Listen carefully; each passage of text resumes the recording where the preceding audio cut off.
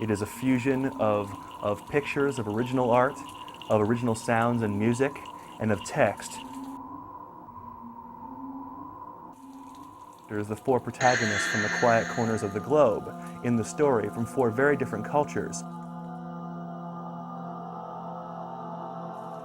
They all yearn to do good. They all yearn to make a difference in their lives and in this world, but they feel somehow wrong. They feel somehow hurt. They feel somehow like they are incapable of making this difference. They feel broken by some event in their past.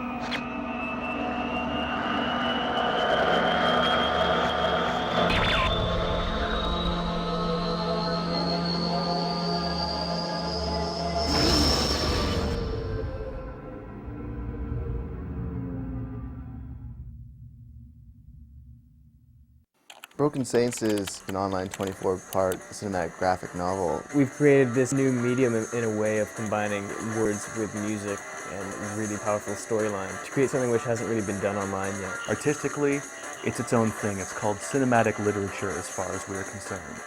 Originally, I met Brooke about 10 years ago. He's asked me if I wanted to work on a comic book with him. And he's told me it's a great idea, and I was friends with Ian, so I introduced Ian to Brooke. We had spent quite some time apart, hadn't visited much, and rekindled a friendship very quickly, and he brought up the idea again of maybe doing a comic book together. He introduced me to a friend of his, a long-term friend, Brooke Burgess, and Brooke just blew me when I first met him, just so enthusiastic about everything. I think Broken Saints for Switch Interactive started in April 2000. And we had one young man working for us, Ian Kirby. He told us about a friend of his named Brooke Burgess, and someone who had a concept that had been stewing around in his mind for a while based on some of his travels. Maybe we could pitch this to this design firm and make it like a portfolio piece where we could showcase our skills and they could showcase their abilities to find good internet projects. I went in, pitched a concept, and they were like, this is really interesting, bring us more. He came in and he said, well, it'll only take 15 minutes of your time to do the pitch. And we were still in the boardroom 2 hours later hearing the story of these four characters and what they were going to do. And he just had us spellbound. And I figured that if somebody could sit in a stuffy old boardroom table and have you completely spellbound, by the time you've added really interesting music and you've added all sorts of types of interactive flash work, I thought, well, this is bound to be an amazing product.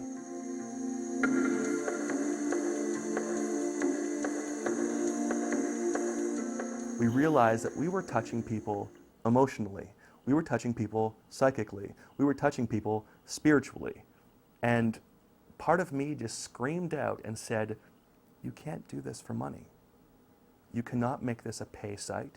You cannot make this a subscriber site. Even donations I was leery about. We've been brainwashed to think it is the issue, but why? What satisfaction do you have when you have money? I mean, you can buy shit, who cares?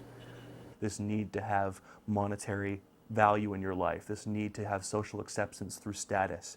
And you could see it being pushed as a political agenda, that the West basically quietly tries to tell you that if you don't have these things, if you don't have the big house and the big car and the fashionable prizes, if you don't want to be on Who Wants to Be a Millionaire, if you aren't going to play with the big shots, you're nothing. And it made me angry because I realized that I was going through that same struggle myself, internally. The political message I want to share in Broken Saints is just that. It's all a sham. It's a trap, because underneath the skin, in the collective unconsciousness of our species, we're all the same. We are one. You put three guys in a room together for 2 years pretty much now. It's going to bring out every side of them, and it's going to bring out a lot of tolerance and a lot of patience. And it's been probably one of the most amazing learning experiences, I think, for all of us. My art has changed a lot. As far as personally, I think I've really grown because my work ethic has gotten better from working on this. Really pushing my nose to the grindstone when I have to, or I've gained that, and my art become a lot better over the years because I've been just keeping at it, and I've never worked so hard at my art before, and it's really evolved as well as the website has. When I look at the three people who came to the project, I mean, Brooke was certainly the more seasoned of the three in this area. He'd had lots of industry experience and had a name for himself. Andrew started out with just a really great raw talent. It's just overwhelming to me to think that this project has taken him as far as it has. Ian, there's not a book that could teach him anything he could be teaching now in terms of taking Flash where it goes. So each of them has taken what they had as the talent and really developed it. And I think they're going to leave something behind and go on to something really interesting.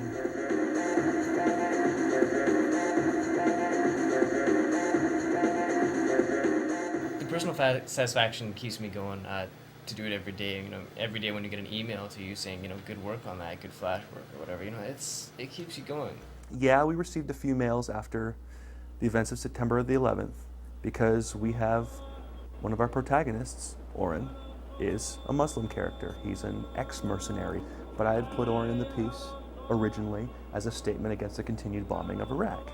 I figured the West needed to know why someone from this perspective would behave this way and would feel this way.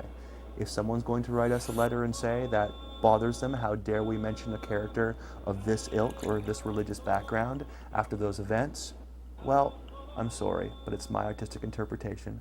So that's the negative side.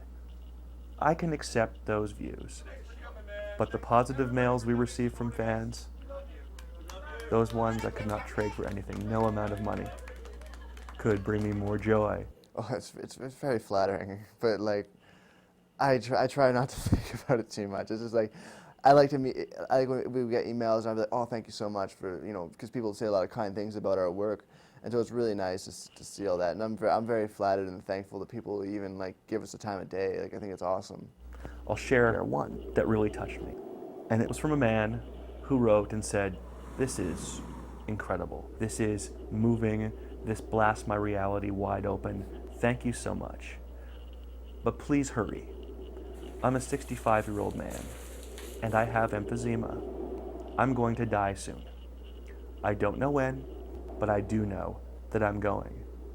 But this is going to be my last great trip, and I want you guys to be on my mind when I go. Please finish Broken Saints. Thank you, a loyal but dying fan."